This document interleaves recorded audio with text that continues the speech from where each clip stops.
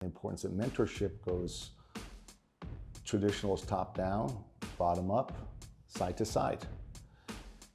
And we don't have to be the older person of wiser experience me to be a mentor, not at all. My daughter mentors me. My daughter's 25 years old. My 29-year-old daughter mentors me. You follow me? That was a clip from today's guest, TJ Kostecky. TJ is the owner of Vision Training Soccer and Vision Training for Life. His career spans over 4 decades and 6 universities. He's served as an athletic director, professor, and a Division I and III coach. TJ conducts Vision Training Soccer seminars and workshops for organizations, sports teams, coaches, parents, and players of all ages around the world. And he's got a brand new book that's just coming out now called Eyes Up. This is an awesome conversation. It's not often that I have another coach on the podcast, and this conversation's fun because he brings up a lot of his philosophy of how he works with people. And, you know, we kick it around a bunch, we chop it up, and he did a great job of explaining his ideas and also helping to inspire some new thinking for me. But before we get to it, please rate, review, and subscribe to the podcast. My name is Aram and this is One Step Beyond.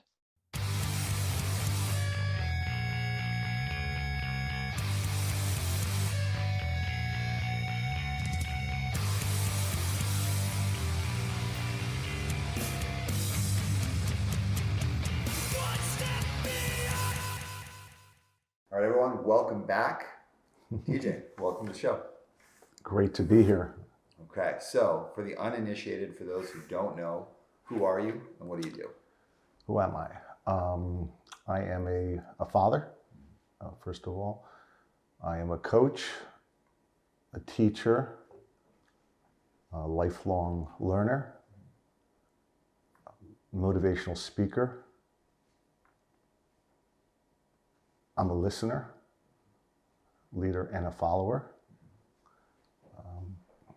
I'm someone who survived 8 near-death experiences. So there's a lot to who I am that, I guess, a larger tapestry. That answer, you know, that when I meet with people before the interview, you get to know them a little bit. And sometimes when I ask that question, people are like, oh, I'm this, or I'm a couple things. Based on the amount of time we spent together, which has been short, but I've really enjoyed our conversations. That was you kind of hit on all the points that I would have felt about you, like coming up, because there's like, still waters run deep with you. There's a lot of stuff going on. And you seem to me to be the kind of person who takes a lot of lived experience and turns it into something that you can give back with other people. Yes, that's what fuels me. Actually, I discovered several years ago that my purpose is to help people live their purpose or find their purpose. Okay, this is are you ready for a tough question right off the top? Yeah. What's purpose? Purpose is what you're doing, what you're living, what fuels you. Purpose is what's making your heart skip an extra beat. What do you feel excited about? I'm getting chills right now thinking about describing our conversation right now. So when you're there in that space, you're in a good space and you're in the right space. So let's discover and let's talk about and think about what that space is like. The way North American society is structured, and it's kind of like live to work mentality.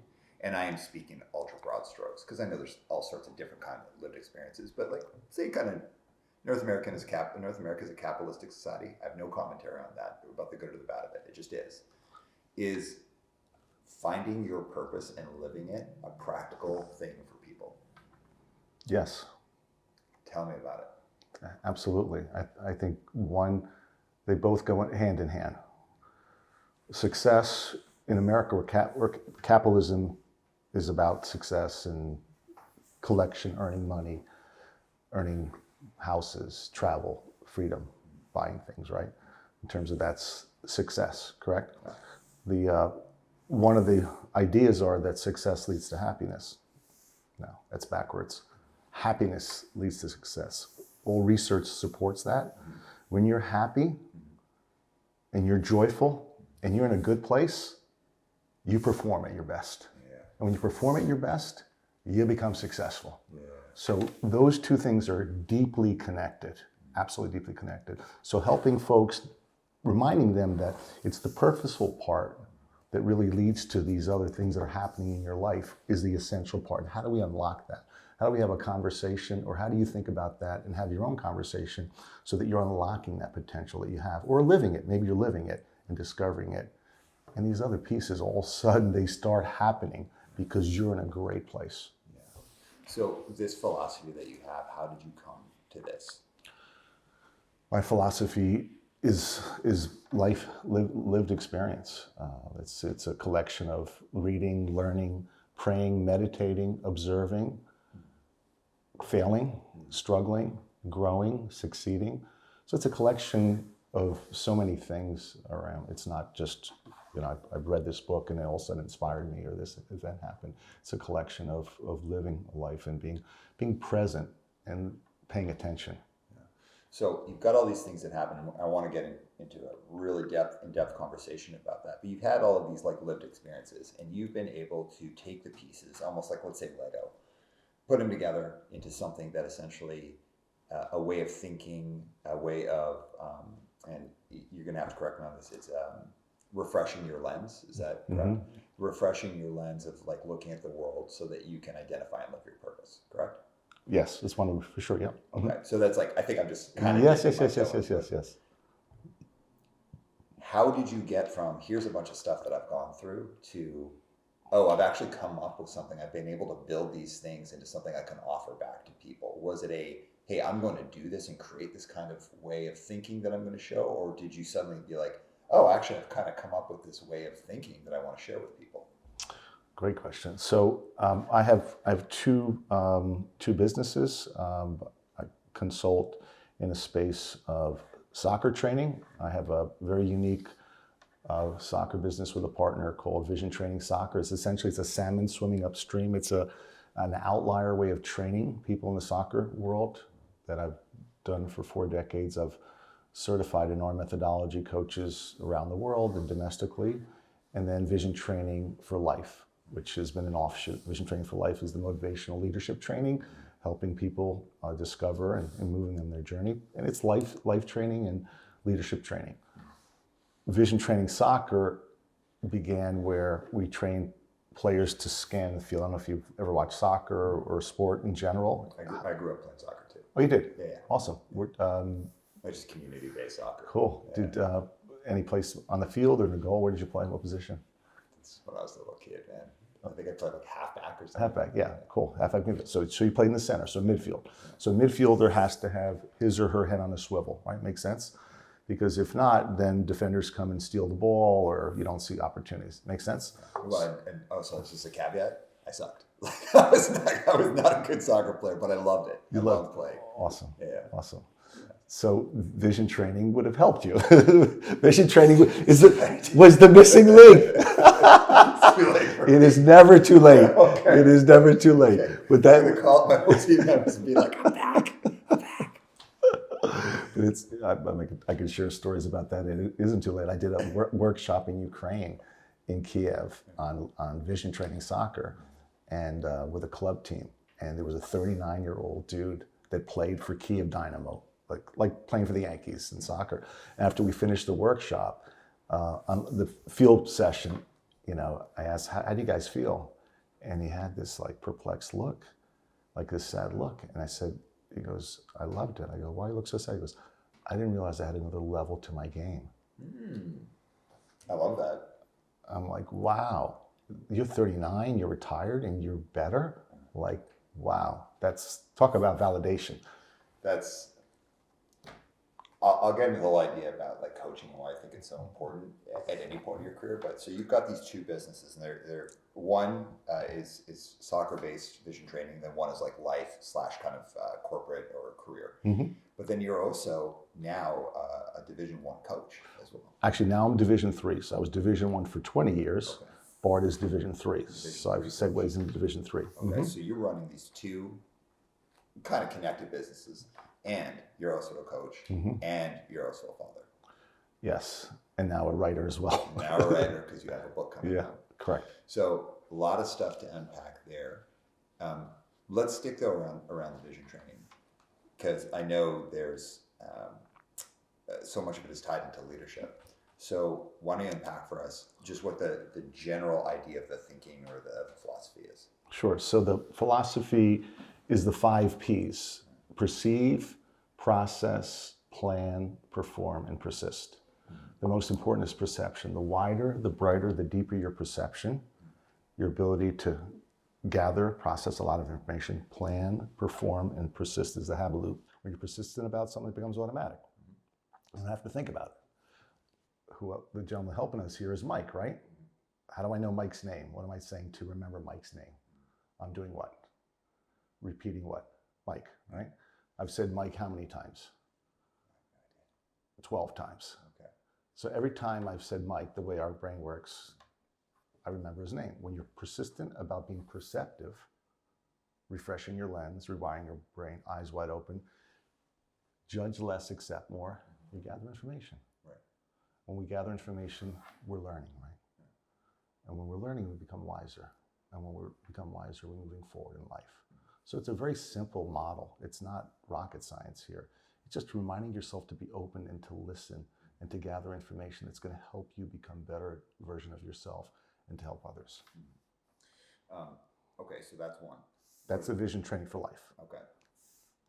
Vision training soccer is those same ideas on the field. So on the soccer part, most of training, so that you're aware in soccer, is vocal on offense. People are shouting, Aram, man on, turn, here, I'm open. Yelling, okay? Most of training. The highest levels, Argentina just won the World Cup with Messi playing beautifully. The highest levels on offense, it's all what? Gathering what? Data information. All right? Nobody's going, Messi, give me the ball, I'm open. Nobody does that, right? No one does that. But in our training methodology, in America specifically, if you go watch a game, if we watch a game, we go to New York over here somewhere in the park in Brooklyn, you can hear everybody yelling and screaming at each other, okay? That's noise. As a musician, as an artist, when you're thinking, performing, noise destroys flow. When we're in the flow state, artist, musician, writer, dancer, singer, we perform at our best, right? Because our brain slows down. Noise destroys flow. So if you have the ball, right, and I'm yelling at you, I've just destroyed your flow. So if you look over there, for example, just, Aram, what happened when I shouted your name? Well, you drew my direction back to you. Right. Attention. So whatever you were looking and thinking, you follow me? I just eliminated your thought process. Right. So the training that we do in the soccer part is the outliner, where it empowers players to make the decision. Right. So if you take that into vision training for life and leadership, and if you remember the beginning, I said I'm a learner and I'm a leader. I'm also a follower. Not if I mentioned that at all, but I'm also a follower. Because leaders, it's important to know, when do I step back, right, and provide someone else that space to lead, to empower them. Does that make sense? Yeah. All right. So I'm going to push on a couple things here. Go. So when you're bringing this methodology either to your work as a coach, where you're actually working with a team over a season, and when you're working with a team, just out of interest for me, would you say like the coaching season end? Like when are you not working with your team? So in America, on the college level, coaching season generally from August through November. Okay. And then you have an off season that runs from January through April. You have a shortened season, non-traditional season, where you do strength and conditioning, and you have a shortened, basically like a 6 to 8 week season, 6 weeks generally. So that's the seasonal training in soccer at my level right now. Okay. On the pro level, because 10 months, it varies, depends on the level. Yeah. So you're with people where you're kind of informing each other's process, the way you think, your world vision, all that kind of stuff on a very frequent level. When you're not working as a coach, but you're then doing your work with your consulting in a soccer world, how long are you with players? Depends. It depends. I could be with someone for as little as 10 minutes. This summer I traveled around the country and I spoke at a half dozen camps, a program called Exact Sports. It's the largest soccer sports recruiting camp. So I was their keynote speaker around the country. And I did 10 minutes of training on the field. I only had 10 minutes to talk to them. And then I also, as a keynote speaker, I had 45 minutes in front of anywhere from 200 to 300 young players, just in a circus tent, talking about things that we talk about right now, and having to move them in their journey, getting them to think about things they haven't thought about. So it varies. So sometimes 10 minutes, all I got is 10 minutes with someone, and then they play, or I have 45 minutes, so it varies around, yeah. So in your coaching, you're with people for long periods of time. So you can inform that thought process. They can inform you because you're also a follower, as you said. In your consulting in the soccer world, shorter time frames, but they're people within the genre of thinking. So you come in as this person who really has a strong background, and you're talking about something they can apply to something they're doing. Correct.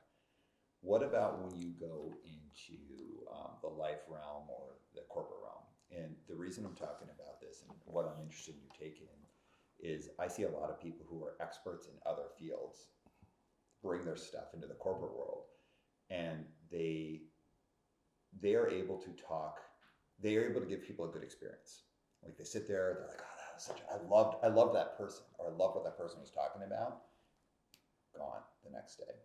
So as someone who's like got a consulting firm, my uphill battle is always against all the training that people have been through, where they're like, I literally learned nothing in that thing. And so I always start from like 0.0 with them, where they're like, I've been through 20 things like this in my career, or 40 things like this, or 50. I've learned 5% of things from all of those things combined. How are you going to change my world? And that's the uphill battle. And I would say any consultant faces that, including yourself, that you go in there.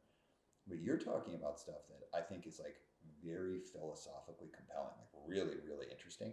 How do you make it sticky and actionable for someone who is their day-to-day isn't thinking about this at all? So someone who's like an athlete, whose whole world is like discipline and figuring this stuff out, they're going to probably have an easier idea of playing with some of these ideas versus someone who's like, oh, like that's just not what my world is. They go to a training with you. How do you make it sticky for them and executable afterwards rather than just a good experience? So a couple ways to do it. One, reading. I recommend books to read. Two, I ask them to think about what their live purpose is and what their goals are and how are they getting there. What are the challenges that they're having? So there's input. It's not like I come in here, I have all the answers. Let me fix it. It's not It's not like a lecture. No, it's engaging. So I ask questions such as, what's the most important moment in your life and why? I ask questions that in your life journey, is there someone who believed in you and saw something in you that you didn't see in yourself? And if there was, who was that? And I'm going to ask you that question. In your life journey, is there someone in your life, anyone that at some point saw something in you a little bit special that you perhaps didn't see in yourself?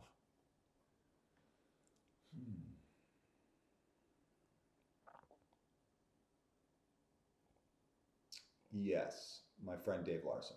Can you share, please?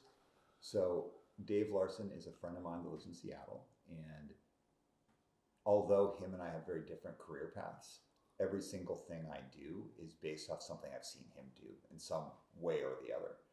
His attention to detail, how genuinely interested he is in people, how like truly accepting of other people he is, how fiercely he'll defend an idea, but how open he is to shifting ideas if someone has like a good argument. So he's my best friend. And because I'm a very empathetic person, I'm also very sensitive, and I can get shook pretty quickly on things. And he's the guy that I go to when I need someone to have unwavering vision or belief in me. It's always him. He has unwavering belief in me. And so he has seen things in me that I've been able to actualize over time that he's like, yeah, of course you did that. And I'd be like, whew, like that. He has been more of a mentor, coach, / also like cheerleader than anyone else in my life. Beautiful. So the reason I asked that question is when I talk about mentorship, one of the 10 qualities of leadership I talk about in the workshop, I start with integrity and I end with confidence and belief. And one of them is mentorship, the importance of having mentors and who are the mentors in your life. And the importance that mentorship goes traditional is top down, bottom up, side to side. And we don't have to be the older person of wiser experience me to be a mentor, not at all. My daughter mentors me. My daughter's 25 years old. My 29-year-old daughter mentors me. You follow me? So when I ask that question of thought leaders, of CEOs or people in business, that your ability, your power, every act that you do is influencing every employee that works under you. Every single one. You're modeling all the time. So are you modeling the kind of behavior you want your employees to have? And that's how our brain works. That's how we're wired. So when you pause and you think about that, you start evaluating. And if you're doing it, if you're crushing it, that's awesome. If not, what does that look like? What does that look like? Do you understand the needs of your employees? I just did a workshop on Thursday for 50 Gen Z students. They're in Bar Career Development Office. They do a 4-day beautiful workshop. They bring in speakers. They asked me to speak. I started off the workshop. I said, write 3 qualities of transformative leaders. What's a transformative leader in your mind? All right. What do you want a boss to look like? All right. And what I mean by someone asked, what do you mean by transformative? I said, well, transformative or transformational is someone that finds ways of giving more. How can I help you, serve you more, and perhaps take less, as opposed to transactional. What can I do for you? Let's have this transaction. You follow me? Yeah. So how are we being transformative? The list, I looked at them on my phone this morning actually, because I wanted to post it. I haven't had a chance to post it on my social media. What were the top qualities? What would you guess would be the top qualities from that group? No idea. Empathy, understanding, compassionate, vulnerable. This is what that generation is looking at. So if you're a CEO and you're a leader, those are critical, crucial skills for you to develop if you want to keep employees and if you want to hire employees, because they're gonna read that through you in a New York minute, my friend. A New York minute. I love that. I love that saying. All right, I'm going to push even further though. So what I'm hearing is you taking a big idea, but you're boiling it down to specifics, and you're asking people to do like a thought process around that. Like you'll ask a tough question, but you want them to get specific. And the way that I would describe that is like, very rarely is someone asked to, if you say, hey, what does that taste like? Someone says cinnamon, it tastes like cinnamon. And be like, describe the taste of cinnamon without using the word cinnamon. People are like, oh, geez, I don't know. If you get someone to describe a flavor without using the name of the flavor, they can mostly do it, but they have to be very specific about it. So if you're talking about, let's say like, hey, what's a quality of, I want a great leader. Okay, well, what does that actually specifically mean to you? What you're saying is they actually break it down into very specific buckets. If someone said to me, I want an empathetic leader, or I want a vulnerable leader, I'd be like, okay, now break that down further. What does that look like in practice? What are the behaviors of a vulnerable leader? Like, tell me the specifics. Like, think of a vulnerable leader you've had and actually break that down. I get them to break that down to behaviors, and I say, okay, what are the skills associated with that? Like, don't just say vulnerability, but how can what's a skill that would be associated with vulnerability? I get like the roots of the tree all the way down. That to me is how you make something that could be broad and kind of good experience, but not really like executable. That's how you can turn something is like into something that's sticky and executable. So it sounds like that's what you do. Yes. It's like big, meaningful topics. Like the reason I said a flavor is like I hear a lot of people talk about as leaders. They'll say, "I want to be vulnerable." I'm like, "Oh, that's awesome! Like it's great." and they'll say, "So from now on, I will be vulnerable." And then I go, "That's terrible! Like stop!" Yeah, but that's not what we mean. Yeah, we don't mean that. Like, don't start telling someone like you feel sad for no reason. Like, I was like, "How are you doing?" I'm sad. It's like, no, but conceptually, I love things like let's talk about purpose. Let's talk about vulnerability. Let's talk about empathy. Where I get, and I wanted to see how you could play with these ideas, and I knew you could, right? So I hope you feel that we're having a good back and forth. Yeah, we're having a great, but not a good. We're having a great back and forth. Because it's something that I have to say psychologically. I feel that it, like, just from a therapist point of view, most people want to be the best versions of themselves as often as they can. Yes. Few people wake up and be like, I'm going to be awful today. I'm going to be terrible. Like maybe on occasion someone's like, I'm in a bad mood. But most people want to be their best selves. Mm-hmm. And their best selves can often be described in these broad strokes. Mm-hmm. I want to be a friend to all. I want to be kind. I want to be gentle. I want to be empathetic. But when you say, okay, how do you do that? without the specificity of understanding what that is, when you get into the pinch points of tension or the pinch points of habit, it's very easy just to default to what your normal behavior would be.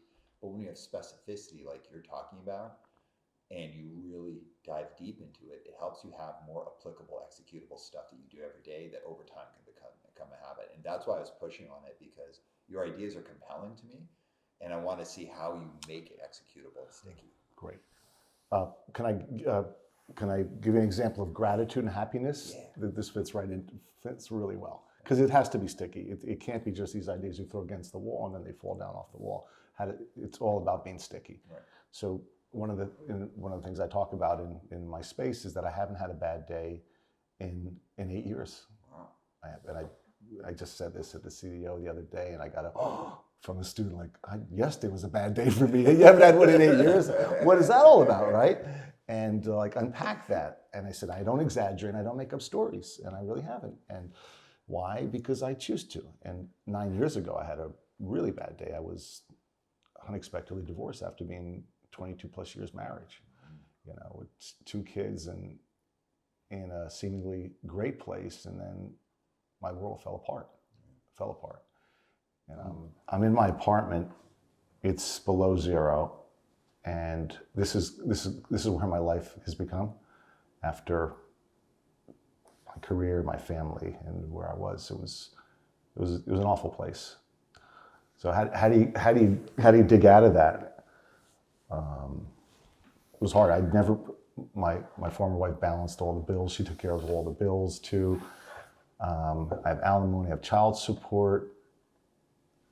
I was eating macaroni and cheese the first month because I'm a soccer coach. I'm not an American football coach or basketball coach making crazy money. I'm just a small Olympic sport coach. Actually, my heart is beating thinking about that time. A lot of meditation, a lot of prayer. You find out who cares about you, who really loves you when you're down like that. And people that disappear and don't want to be a part of you were never real friends. And a lot of walks, a lot of TJ time, thinking and processing. And the folks that in my life that cared about me were there for me. My cousin George and his wife Nadine, and reading other people's stories. Reading Viktor Frankl's story. Have you read Man's Search for Meaning? No. Incredible book. Viktor Frankl, someone gifted me that book, survived 3 concentration camps. He lived into his 90s and wrote over 30 books. And he came up with logotherapy. I don't know if you're familiar with logotherapy in terms of helping people in traumatic experiences emerge and find direction in their life. One of the things, 2 things that out of that book that were really powerful is that one is he said those people that lived the longest were the ones that had something to look forward to. Connecting with a family member, traveling, painting, getting a degree. Those that did not perished sooner. And then the other thing that was really powerful out of that, he said that the one thing that we always had is we could decide how we responded, no matter what pain was inflicted on us. We decided how we were going to respond. We even had humor in the concentration camps. And the one thing he said that no one could ever take away from you is how you choose to respond to something. And he learned the skills to respond to any situation. So that was like, wow, okay, this is this guy's journey. 1 in 27 people survived. Another book that was gifted to me was The Happiness Advantage. Sean Acher, are you familiar with that book by chance? I should get royalties, by the way, for this guy's book. I think I've sold freaking Sean, if you're watching this, I don't know what kind of reach you have. I've sold thousands of this guy's books. Come after him, man. When I read the book, and I'm not that guy. I bought 2 for my daughters and 3 for my assistant coaches. Yeah. I go, you got to read this book. Amazing. I read it freaking 3 times, and when I went to Uruguay and Argentina, I was going to read a 4th, but I left it in my trunk. You should be this guy's hype man. I should be his hype man. Yeah. I should be his hype man. Yeah. You got to go out on stage beforehand. He rocks it. But the book, it changed my lens. It changed my lens and refreshed my memory. And what it does is he talks about these things that you could control, things you can and can't control. And you know that. It's so how my life is shifted and how this becomes, more applicable and stickier is that being grateful and thankful. Just processing, getting up. So I mentioned I haven't had a bad day in 8 years. I don't exaggerate. Why? Because every day when I wake up, the first thing I do every morning, the very first thing is when I wake up, I don't look at Steve Jobs' iPhone, all right, like most people do. I'm spiritual. I thank the Lord for another day on this planet. Like I mentioned earlier, 8 times I've survived death. And I'm very grateful for that. I'm thankful for being alive. And then for the air that I breathe, because oxygen gives us life. The last thing we're going to have is breath. So I'm thankful for that right away, Aram, right away. And then I do meditation. I thank you for the air that fills my lungs 3 times, my heart, my veins, and my brains. And then immediately I think of 3 or more situations or people the day before that I met or conversations I had that I'm most grateful for the day before. So when I woke up this morning, I thought about JM and Jess, his girlfriend, who I crashed at their pad in Brooklyn last night, and what a gift it was to see them and have this rich conversation last night. The second part was having dinner with JM, and he's someone that I have mentored. He graduated a few years ago, and how we connected in our life.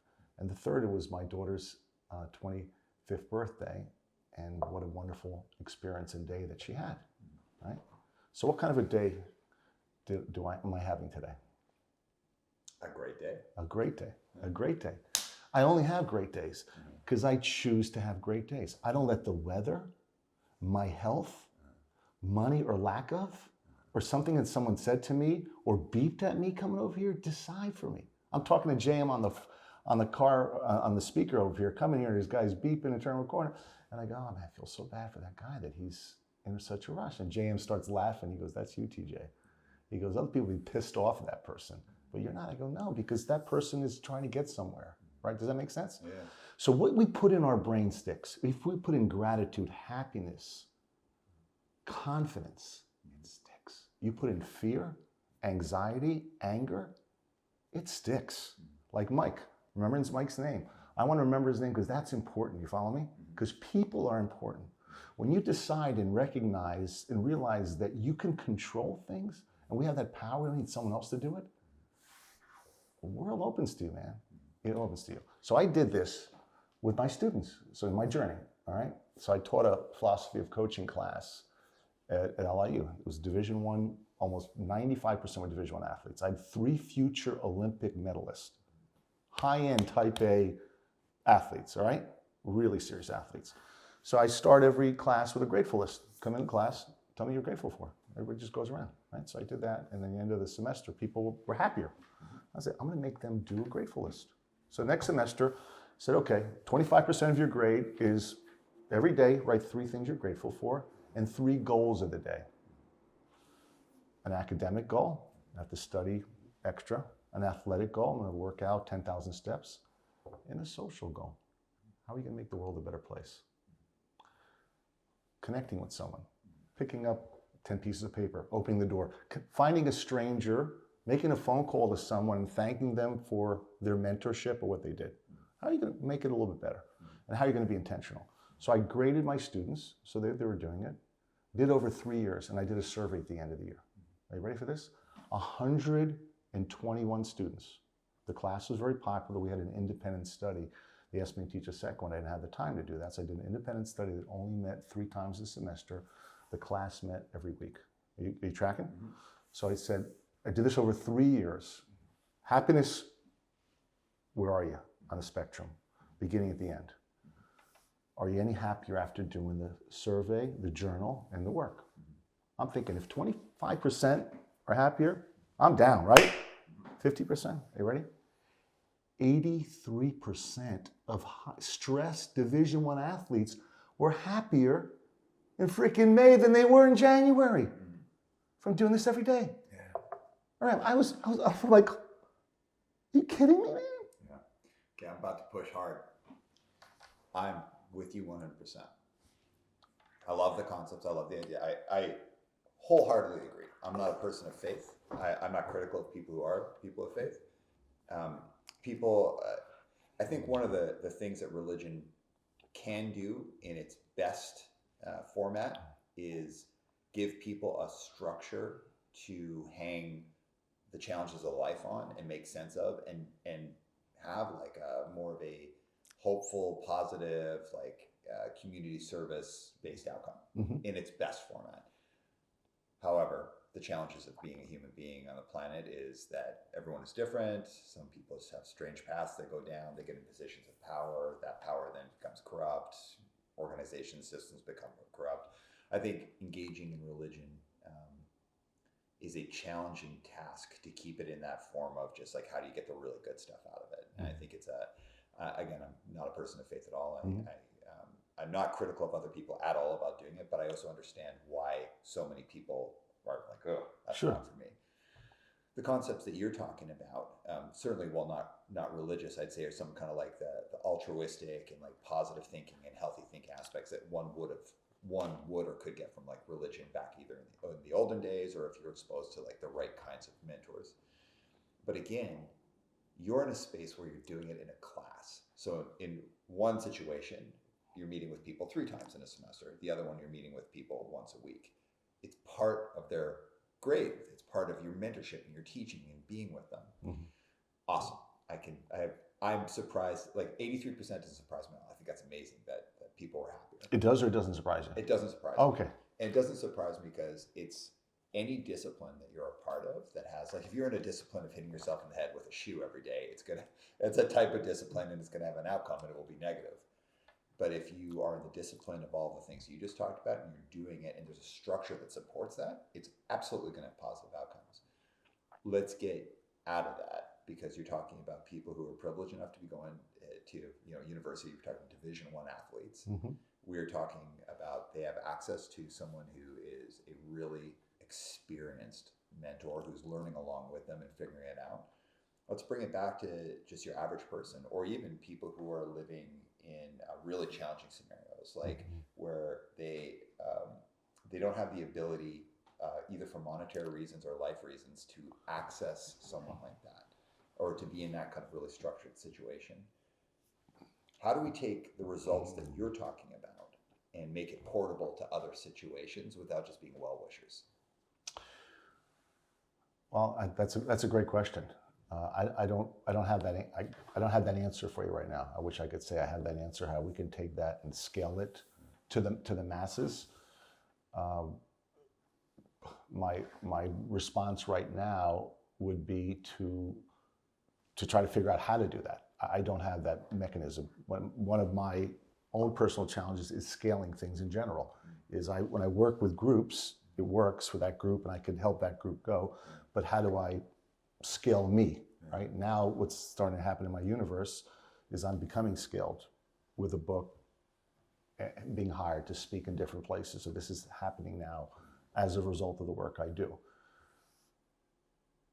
I don't have that answer. I'm going to, be quite honest with you. Can I give you an example? Yeah. So I'm not going to tell you, oh, this is how we do it. So man, I don't have that answer. Yeah, I don't have that answer. I have some thoughts, but go ahead, continue. Okay, 12-step work, like AA, NA, any of those things.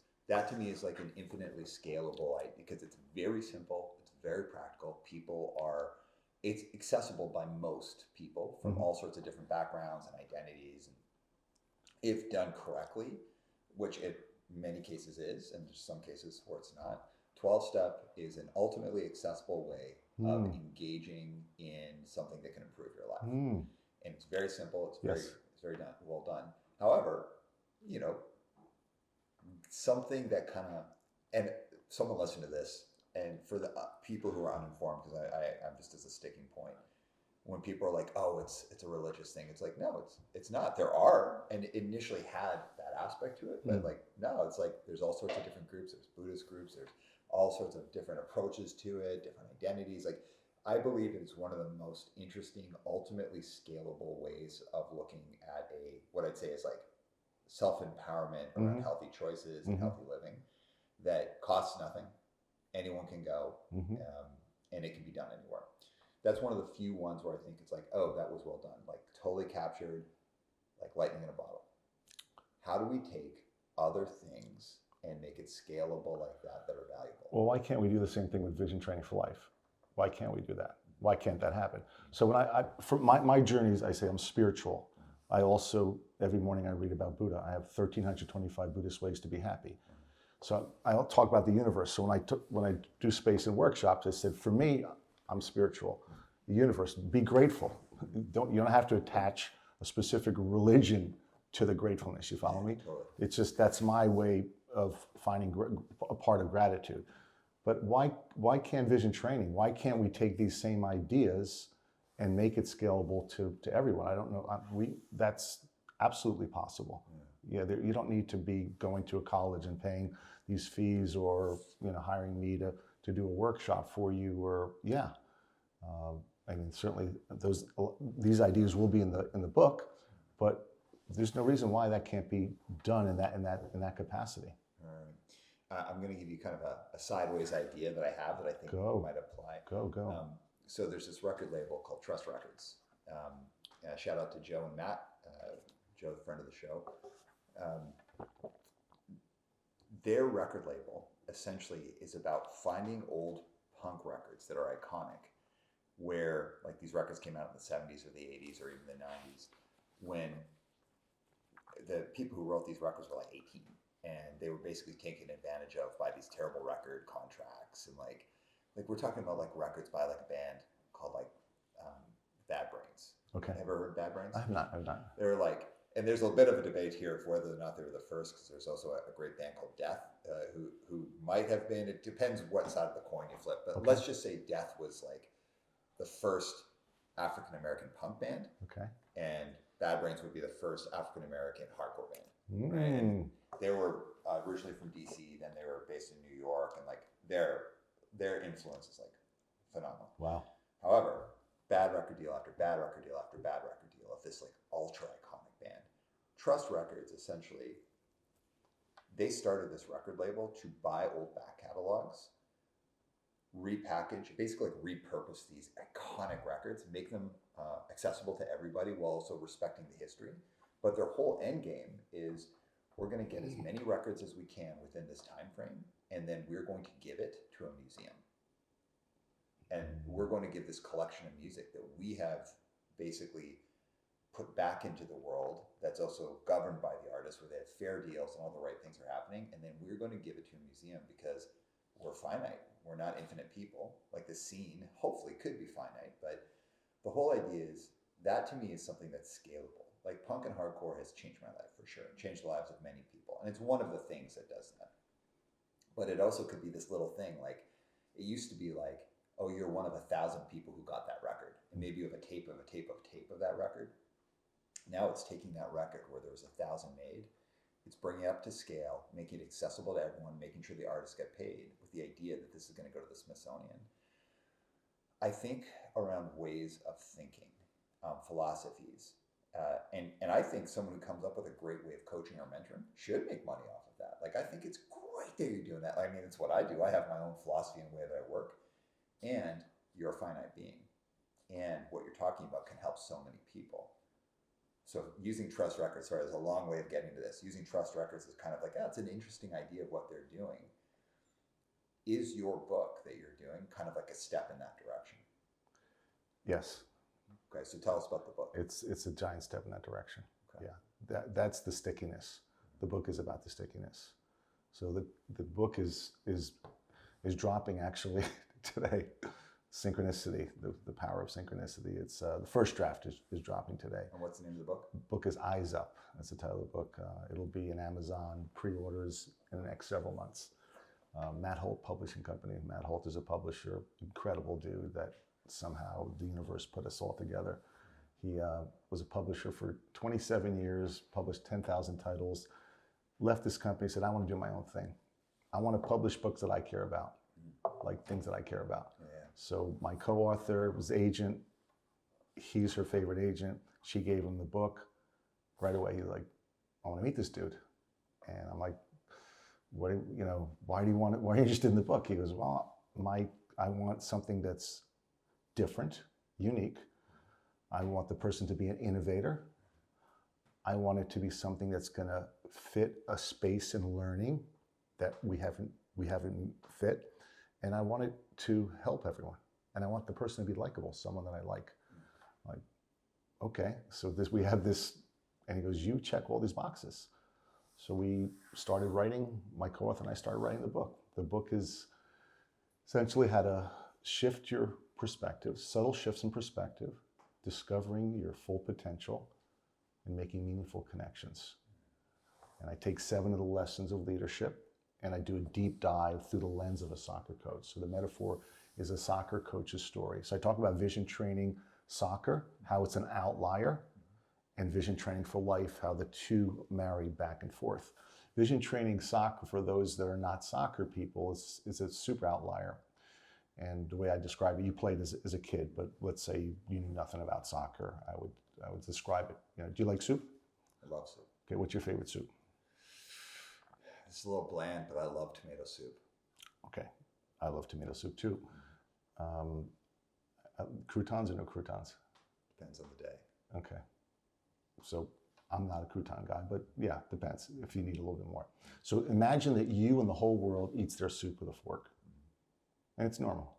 And I say, Aram, try the spoon. And you're like, no, what's the matter with you? It's about the fork. We all use the fork. I go, just try it.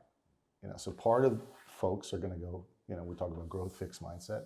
They're going to go, no, I'm not going to do that. You're stupid. You're weird, whatever. Other people, you just try it once. They try it with the spoon and they're like, you must be kidding me. I like the glasses. That was very The spoon that was right here is freaking better than the fork. Yeah. That's vision training soccer. Okay. It's like it changes your performance. Okay. Like I mentioned, you asked me about how different mentorship. I talk to kids in 10 minutes on the field, and all I tell them is take 5 looks every 10 seconds. Before you go on the soccer field, build the habit of taking 5 looks every 10 seconds. And see what happens, see the possibilities. Your performance can get 10 to 20% better just by doing that. How's that for great coaching? It's nothing. It's just giving people the ideas of what? Looking and scanning, gathering information. It's that simple. Yeah. You'll get 10 to 20% better. I did this in California, LA, 2 years ago. Kid sends me a video, email 4 months later. I'm on the Guam national team now. I go, that's amazing. He goes, I used your thing. I scored 7 goals in Las Vegas in the tournament. He showed me video of him looking. By giving 10 minutes of information. I think that the best coaching, some of the best coaching is just very, very simple things. Instead of using the fork, use the spoon. People go, God, why didn't I think of that?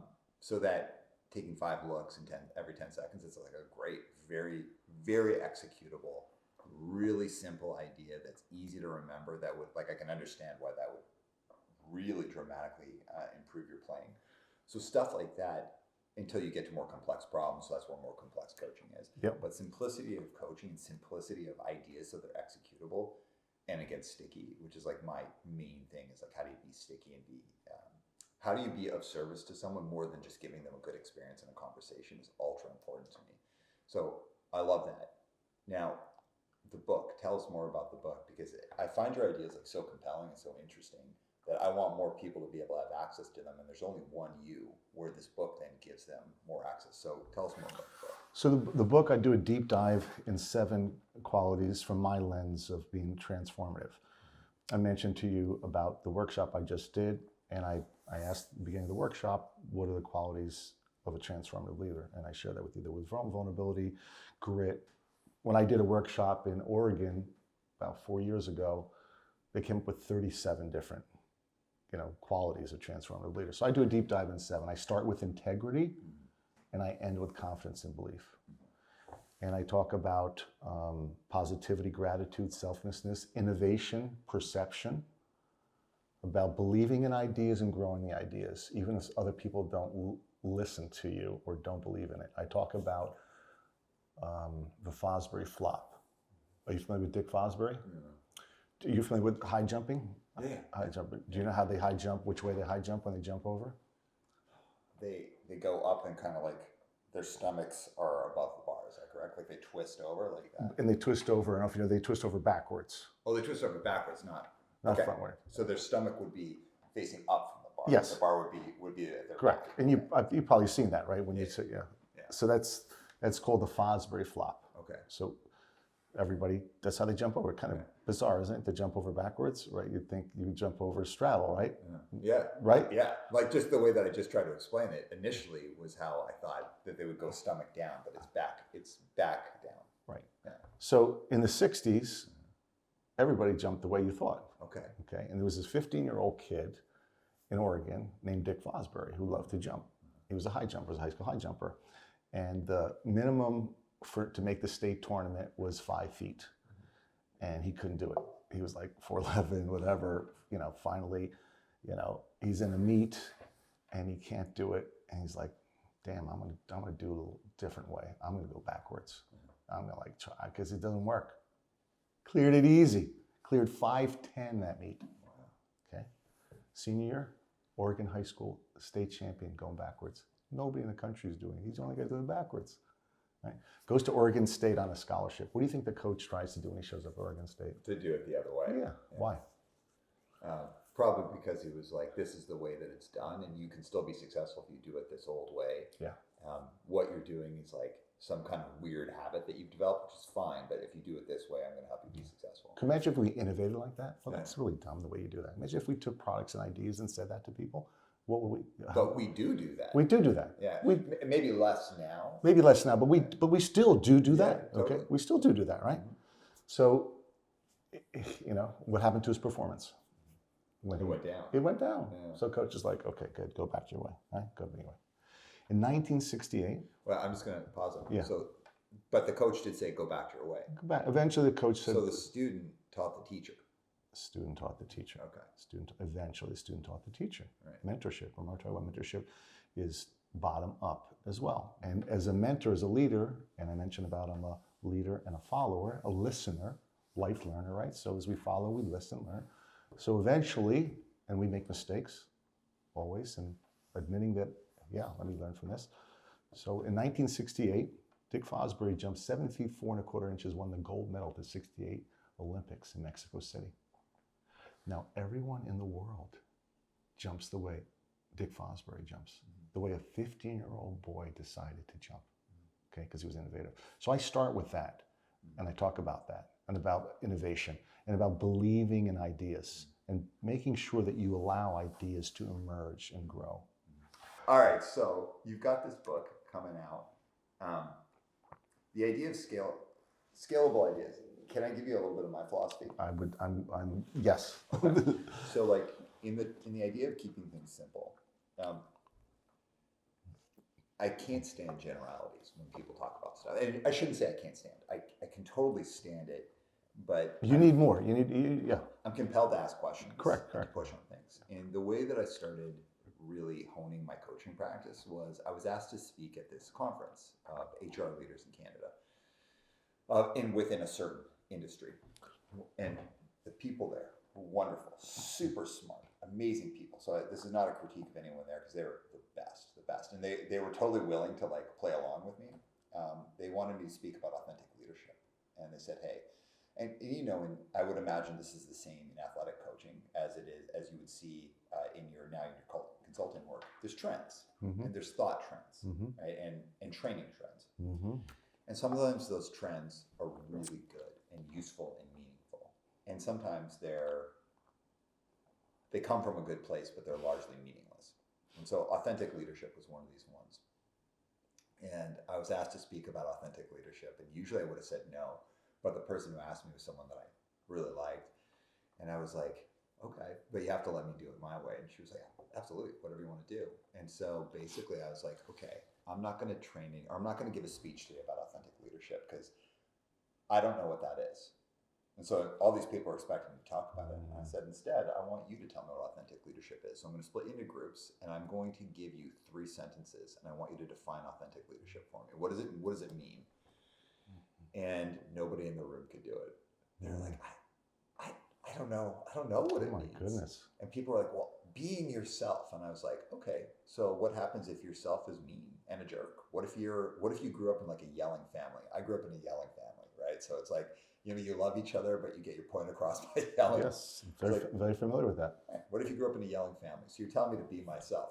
I grew up in a yelling family. Okay, well, be a better version of that. Okay, is that authentic? Mm-hmm. And so we had this super cool conversation where I was like, authentic leadership is like, I think it's super well intentioned, but it means near nothing depending on who it is, what the situation is. And also like authenticity, if we think of people who've been who are part of traditionally marginalized groups, it's like, what are you saying? Because traditionally marginalized groups have often been prevented from being authentic, where it's like, hey, you should come into the work world and be this way, not the way that you would exist within your own communities. So it's like, it is a challenging subject, but it doesn't mean it's not a good subject. Mm-hmm. It's imprecise. Mm-hmm. So in that conversation, and this is not like the story of me like getting one up, I was like genuinely interested. What are these great minds in business think? And we had this awesome like hour conversation, like broke it down. And from there, I actually developed a lot of my coaching philosophy. But I will tell you where I spend a lot of time talking about aspirational and reduction. Mm-hmm.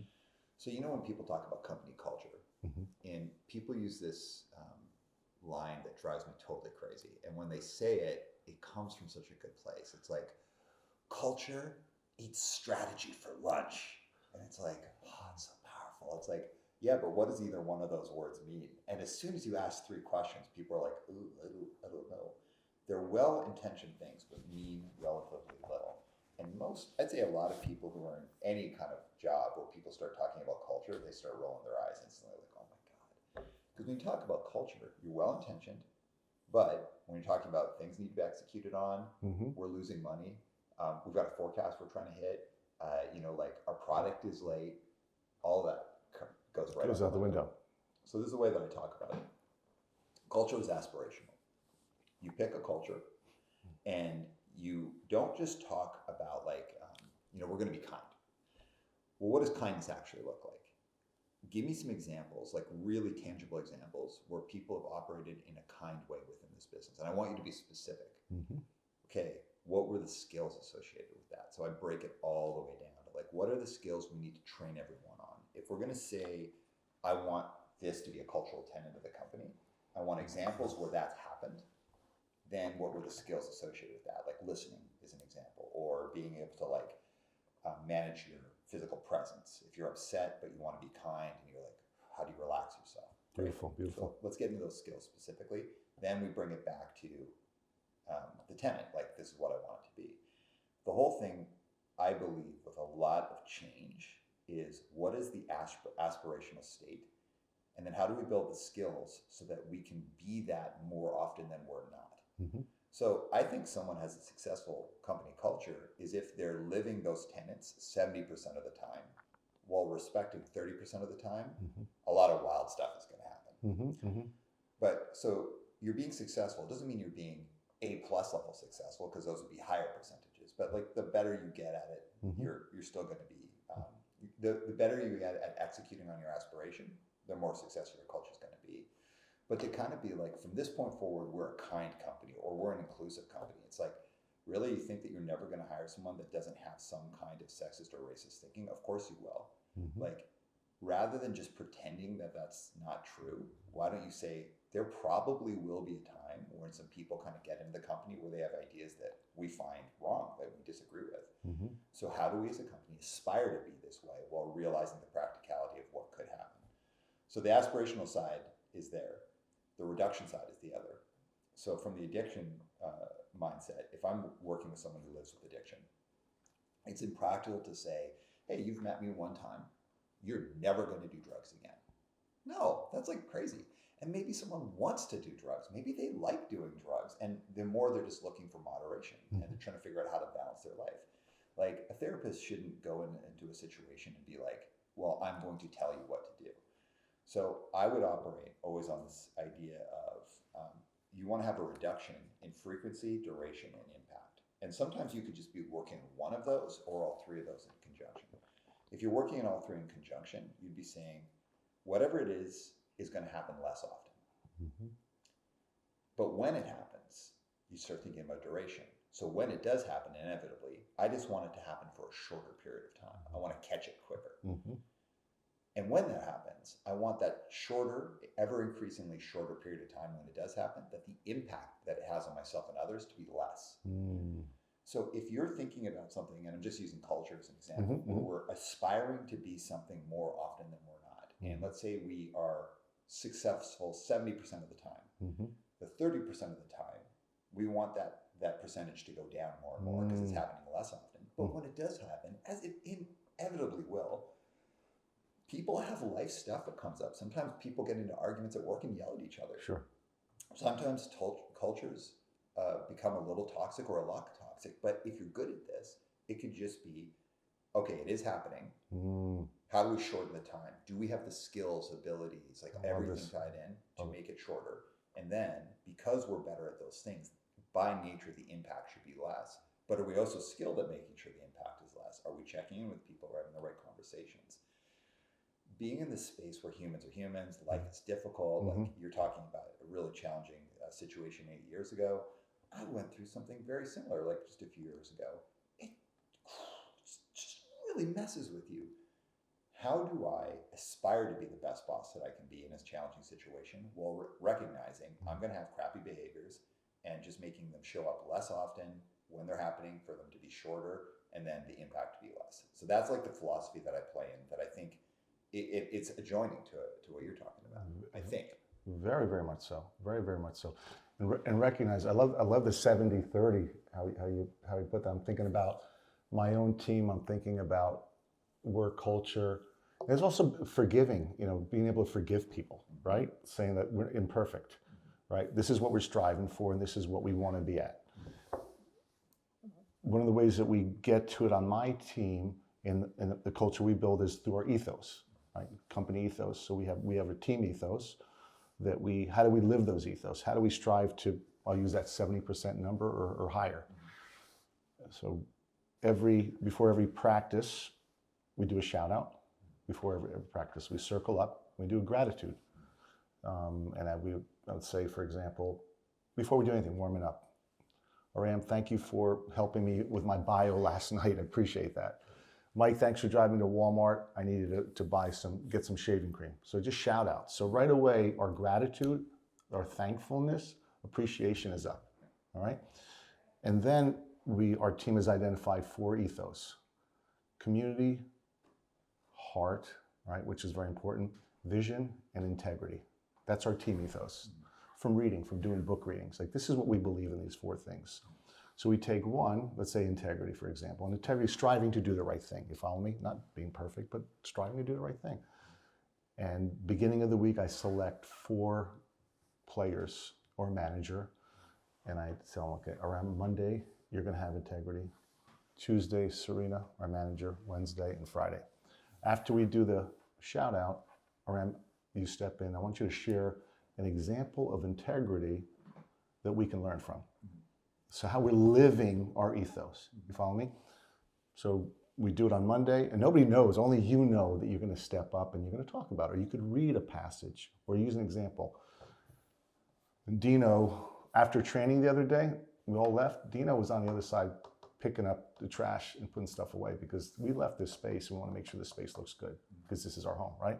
So how do we intentionally live that and strive to do the right thing? So that's an example. I'm thinking, does that make sense? It makes perfect sense. Yeah.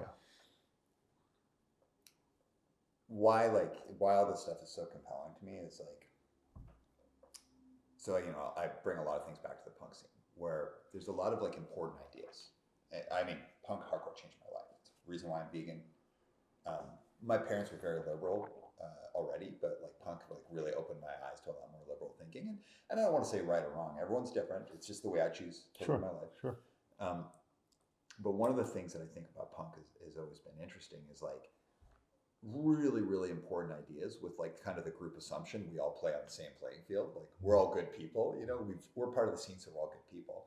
And then of course people are people, right? And it's just there's been times where I've acted totally off of my morals. There's been times where my friends have, and sometimes in truly disastrous ways. Sure. There's there's that kind of whisper network. It's well, if we're all kind of like this, why are those people acting like that? And one of the things I've always thought about punk that has been so useful to me is that it like taught me two things. It taught me to like really question things and be in that space, but it also taught me to ignore this kind of like social contract that we all have, where it's like everyone's kind of just, we're saying this. It caused me to turn a blind eye to mine and others' behaviors that were off of what our kind of our agreed upon shared values were. And something I realized over time, it's like when you're part of a really big group of people, like punk and hardcore is like worldwide, you can't just assume everyone's going to follow the same rules, including yourself, right? You're going to start having blind spots. As I've gotten older, I have become fascinated with how do you engage what I refer to as your higher self rather than your lesser self, but like don't rely on other people to do it. So much of what you're talking about is really structured and relies on kind of group agreements and dynamics. And I love that. I think that's amazing. How do I maintain my higher self more often than not with 0% governance and support from other people? And it's changed the way that I think, because I used to be like kind of over-reliant on, and I'm certainly not suggesting this around anything. I'm just talking about Go. Over-reliant on groupthink and being like, we are like this, and now I'm like, I am like this. And if someone criticizes me, I'm going to try and manage it in a way that's true to me without getting aggressive or defensive, but also like acknowledging the hurt and doing this. It has totally reformatted my life, where I'm like way more focused on my partner, Monica. I'm focused on her kids. I'm focused on my family, very, very tight group. And it's like, I kind of view myself as like, I'm no longer this or that. Like, I don't identify as being like part of this group or that group. The only group I'm a part of is my family and my friends. And it's very, very tight. And I'm honored and love walking in a lot of different groups, but those groups don't govern my thinking on anything anymore. And I didn't grow up with strong mentors. I grew up in sports, but I was terrible at sports. So like I was drawn to individual sports like skateboarding, because when I was in team sports, I never had strong coaches that were like, you suck, let me give you some attention. So something like punk provided that structure for me in a good way. Yes. Until it didn't anymore. And then I had to kind of start relying on myself more. Long story short to say that what you've created with people and the philosophy you have keeps telling me how important early and then also like mentors and coaches are throughout life, because that's something I didn't have. So I had to go to outside sources for it, and eventually I had to bring it in more on myself. What are your thoughts on, can people develop that discipline without a structure around them? Yes, you can. You can. Thursday, I did the workshop, and I asked that question: who believed in you, who saw something in you? And you had that answer. All right. The first workshop I ever did was for a global studies class. One of my biggest mentors who asked me to speak. That's how I get into this space of leadership. Norman Schwartz, I had gone to a BuzzFeed speaker at LIU Brooklyn who was talking about career development, and I was a fly on the wall, sat in the back. I was really curious. He was amazing. A young guy in his 30s, curly hair. He was phenomenal. And he's basically helping students in their journey. How do they get a first job? How do they find a job? And at the very beginning, he says, by the way, if there's anybody has any suggestions or anything, just let me know. I'm like, I've never heard anybody open up a talk like, if you have something to tell me that's better, go ahead and do it. How cool is that? Talk about like an open dude, right? Anyway, he was great. He nailed it. He was fantastic. So at the end, there were some questions. I raised my hand. I said, loved your presentation. I got a lot out of it. I know the students are going to be useful. Can I make a suggestion for you? Right? He turns and looks at me. I said, yeah. I said, your 9th slide, you said that when you work for a big corporate, make sure you get to know the administrative assistant to the CEO, because he or she's the gatekeeper. So get to know, they have the calendar, right? So make sure you network with them. I said, can I suggest you replace the word connect with network? Because when you connect with people, it's much more of a meaningful conversation. When you network, hey, what are you going to do for me? Right? What are you going to do for me, right? Everybody clapped. Everybody turned and clapped. I'm like, oh, crap, what? He goes, I'm going to change it right now. He goes and changes it like on the spot. I'm like, that's wild. Norman, sitting there, 3-piece suit, professor, said, could you come speak to my global studies class? I go, about what? He goes, anything you want to talk about? That's how I actually got into the leadership space. First workshop I do. TJ has all these great ideas, mentorship, all this, right? Who believed in you? Write it down. People writing. I come across this woman, evening class. I find out she's got a couple children, part-time job. She's been going to school for years. She's in tears. I walk over, I'm like, what the heck? My workshop is not to have people cry. And I lean over and say, are you okay? Can I help you? She says, I realized I never had a mentor. Nobody ever saw anything in me. So you've just discovered the biggest secret. You believe in yourself. The power of us believing in yourself. Again, we have these resources that we're talking about, but the fact that you believe in yourself and you're working this part-time job, part-time going to school, while your children see that, you're mentoring for your kids. Your kids are seeing what you're doing. You follow me? And and it was like, I just thought about that. You follow me? The tears turned into a smile. Tears turned into a smile. And I just asked the same question on Thursday, and I had a guy raise his hand. He said the same thing. I didn't have a mentor, but I could see myself. Do you follow me? I don't know if I answered that question for you. It did. Or my lens of helping folks in that space. So it did, and you hit right where I was hoping to get into. Believe in yourself, right? What a good piece of advice, but also just like, I don't want to say toxically positive, but it's just like, it's a generalist's playground. Right. And I didn't grow up with a mentor. Both my parents are lovely people, but when I was quite young, there was a lot of difficulty in the home, like mental health stuff, lots of challenges. My mom kind of assumed the breadwinner role, which in the early 80s was quite unusual. My parents were already from a mixed marriage, a culturally mixed marriage, which was like highly frowned upon at the time. So, and we were isolated. We were in Calgary, Alberta. We didn't have any family around us. So like, my parents were just basically trying to survive, and they did a great job. Like, we never didn't have anything or any of that. But what I didn't have was I didn't have like a strong mentor or coach. Neither did my sister. And we did sports and we did things, but we were just like weird kids. Like, we had like weird exotic names. You know, we weren't the normal kind of Calgary kids. And like, we were acting out. Our parents were from different cultures, so they had different ways of engaging. Like, we were just kids right on the fringes, right from the start, and kind of grew up that way. And why I was so drawn to subculture, especially skateboarding, was like, you don't need anyone else to do this. I didn't have any friends. I didn't have teammates that I was buddies with because I sucked at sports. Skateboarding, which I was a capable skateboarder at best, that was if you skateboard, you're friends with every other skateboarder because you're part of this little culture that nobody else, and it was like there. And then like punk, that led to that. And then it was like all the other kids who weren't good at sports who were all kind of fringe. One of the things that I realized over time, that so much punk and hardcore, the songs are about believing in yourself, but it's almost like, right, but how? Mm-hmm. So when I think of people who haven't had great coaches or haven't had great mentors or who didn't have them well or had them but they sucked, because you talked about that earlier. They sucked. There's some really poor mentors that toxic. So, first of all, is there a difference? Because we'll back into this a little bit more. Is there a difference in your mind between a coach and a mentor? Are they the same exact thing or are they different? Great question. Nobody's ever asked me that question.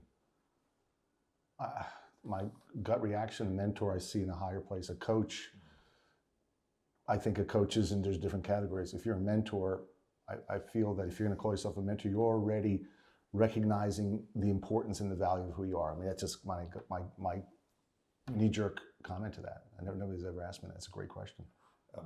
Can I give you my take on it? Yeah. That's beautiful. Go. A mentor is altruistic, but it's someone who has no accountability to your success. Like, they care, like they want to help because they want to mentor. And in the end, they're not accountable to whether or not you do well. So mentors can be incredible because they're altruistic. They want to help, and they can be great sources of knowledge. But at the end of the day, you can't go to them and be like, hey, I'm not where I want to be. They'll just be like, hey, you didn't take my advice. A coach is someone who, they're not necessarily altruistic because it's actually their job. They are there as a job, and they actually have a much higher amount of accountability. I expect coaches to be highly skilled and have like a philosophy that they operate on, whether they took that philosophy from someone else or it's their own or it's a combination. But a coach is someone who there is not necessarily a financial incentive, but there's an agreement. I am a coach. It is part of my contract to do this. So with that, I am going to bring the skills that make me like proper to do this. Like I should have the skills to do it, and I'm accountable to your outcome. So by all rights, if you're not successful, then something's gone wrong in our work together. Where a mentor might have great wisdom, knowledge, and they could have a system with which they do it with, but ultimately they're not accountable. I think both are totally super important to for people's growth, but it's about what do you need at any time in your life to help you get out of it what you're hoping to get. I love that definition. I'm gonna lean on that one. Please. Yeah, thank you. Yeah, the coaching piece is such a critical part because there's the toxic ones and there's the ones that are transformative, the ones that realize that all the actions they have can direct you in your journey. Do you mind if I give one more example of that? No, go. No, this is beautiful. Please. So I'm at a point in cadence in my business, which I was telling you earlier before we started recording, where I'm like, oh, like I'm in a different place with the business now. And I'm like, I've got 4 different choices I can make. I'm not going to go to a coach for this. I'm gone to someone who I look up as a business person who's actually a client of mine and said, would you mind mentoring me on what the next steps of my business are based on these 4 choices? And he was like, he's just a wonderful person, a great business leader. He's heading into a different part of his career now where he has a little bit more space for that. And he really understands what it means to like scale up and grow a business. And he was like, I'm so honored. And he was like, I love your business. And in fact, I can tell you a bunch of different stuff. All right, we don't have a contract. I'm awesome. not paying this person to do this. That's awesome. So if he gives me a bunch of advice and I don't take it, he's just gonna be like, okay, that's fine. Like, it's a true mentorship here. And I'm like, oh, I'm really hungry for the knowledge that you have. I want your opinion, but I also am independent and built my own business. I also want to be able to be like, that's great advice. And I might not take that, or I might take a part of that because it's not a coaching engagement. Love it. And so I'm entering into what I believe will be a very meaningful and useful mentorship with someone I deeply respect. However, I was that person's coach. And so that, like, I'm following someone now that I was walking beside before. I think mentors are super important. I just haven't had that in my life, and I'm eagerly seeking that out. So that's kind of how I would define those two. But let's say you don't have that, or you don't need it, you haven't found an opportunity or need from it. How do you believe in yourself? And anything else you want to speak on that coaching and mentoring before we move off of it? How do you believe in yourself? I think ultimately, you have to recognize that you have value, that you're valuable, that you are important. You know, if you feel that you're not worthy, it's going to be difficult to believe in yourself, having the worth of what you are, and finding that what are you good at? What do you like to do?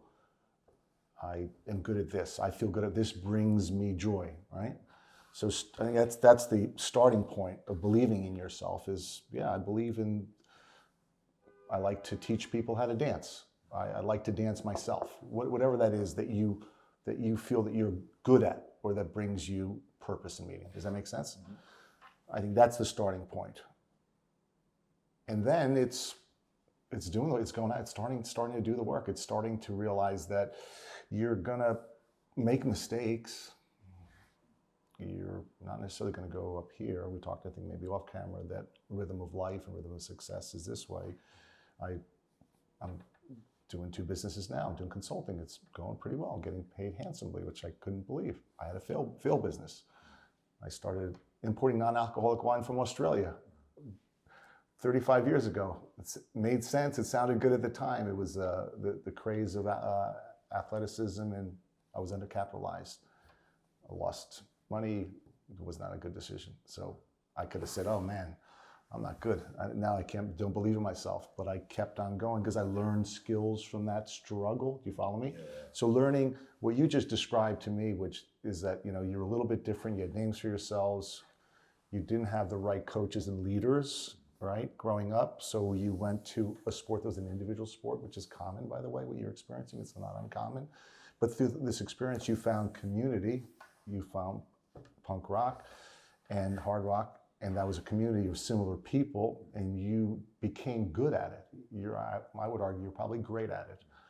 And through that experience of struggle, you discovered that I'm great at this, so there's other things that I could probably be great at. Let me try and expand my limits and my boundaries and step out and try things that are a little more challenging. Because if I don't do that, I'm really not going to grow. So that would be that's my response to that. Is there a difference between believing in yourself and feeling good about yourself?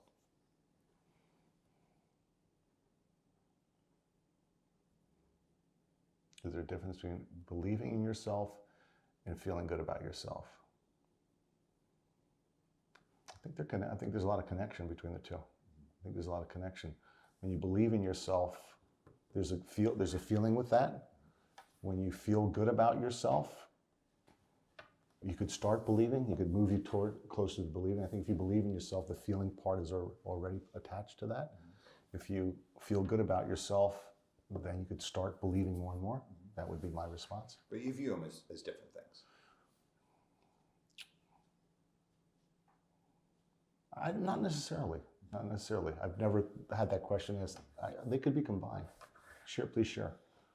I think you can fully believe in yourself and not feel good about yourself. So, Okay, gotcha. Yeah, so you're doing things that you're not feel good about, but you're believing what you can do. Expand, please. So if you think of, I'll use like stand-up comedians. Someone like stand-up comedians are, I think, some of the most compelling, interesting people because and I don't want to speak for all stand-up comedians, but I think pretty common in that world is a lot of depression. A lot of depression, health, yes. Very common. A lot of substance abuse. Yes. But the deep belief that they should get up on stage and lighten everybody's mood and kind of get into difficult conversations. Like stand-up comedians are a really interesting conversation because it takes something to get up on stage by yourself with this material that you've just hashed out, and you could get eviscerated up there, but you believe in yourself enough to do it. And in fact, you believe in yourself enough that you do it again and again and again. You'll go around the country in these little clubs and you'll work your way up and you'll do these things. You'll take the hits while also being deeply sensitive, as most stand-up comics are, have lots of challenges, self-doubt, all of these things, feel bad about yourself. And self-doubt's interesting because you can doubt yourself, but that doubt doesn't stop you. So actually you might doubt yourself, but it doesn't overcome your belief in yourself. I really believe that people can completely believe in themselves, but that doesn't mean they feel good about themselves. In fact, they can struggle and feel terrible about themselves, but that doesn't disable their self-belief. And I think that they have connections between the two of them. So much what I like about what you're saying is that idea of gratitude, building in these practices of discipline so that your mood is lifted. And as your mood is lifted, you might start feeling better about yourself. And if you already believe in yourself and you feel better about yourself, imagine those two things combined, what you could do with it. Rather than you believe in yourself, but you don't feel good about yourself. So you're in a state of constant suffering while also being able to do incredible things. That was amazing. That was what you just described is dope. That was absolutely amazing. That's that's when you said comedians, that's the first thing I thought of is the struggle that they have. Yeah. And combining the two. Yeah, and what a gift they give us, but the suffering that goes into that gift. It comes to me because musicians are very much the same, but they have these records that live on. You know, so it's the suffering that goes into a great song is out of this world. Comedians are different because they are the product, and once they're gone, they're gone. But a musician leaves behind songs. Yeah, I had a chance to meet one, and I think I shared with you at the beginning of before we were off camera, that has passed away, has taken his life, Robin Williams. He was incredible. When I was in my 20s, I was out right out of college. We were 2 months out of college. A buddy of mine visiting his aunt in LA, and we went to the comedy club in LA, and we snuck in because we didn't have any money. And the manager kicks us out. So we split a beer. Next thing you know, Robin Williams is walking past toward. I'm like, holy shit! It's my favorite comedian. I'm gonna get up. I'm gonna talk to him. So I run after him. Goes into a little bathroom, kind of one of these New York bathrooms. Tiny sink, urinal, even smaller toilet. He does his business. I'm washing my hands. He comes out. I go, Robin Williams, it's great to meet you. He goes, nice to meet you. I said, I loved your role in Moscow on the Hudson, which was shot actually in New York City, most of it. I said, I'm Ukrainian, come from a Ukrainian background. I speak fluently, and I took a year of Russian. I know how hard it is, even though the language was similar, to learn. I said, you spoke beautifully without an accent. And he said to me, I took a 3-month intensive course to learn Russian. I didn't want to have an accent. You're the first person that ever recognized that I didn't speak with an accent.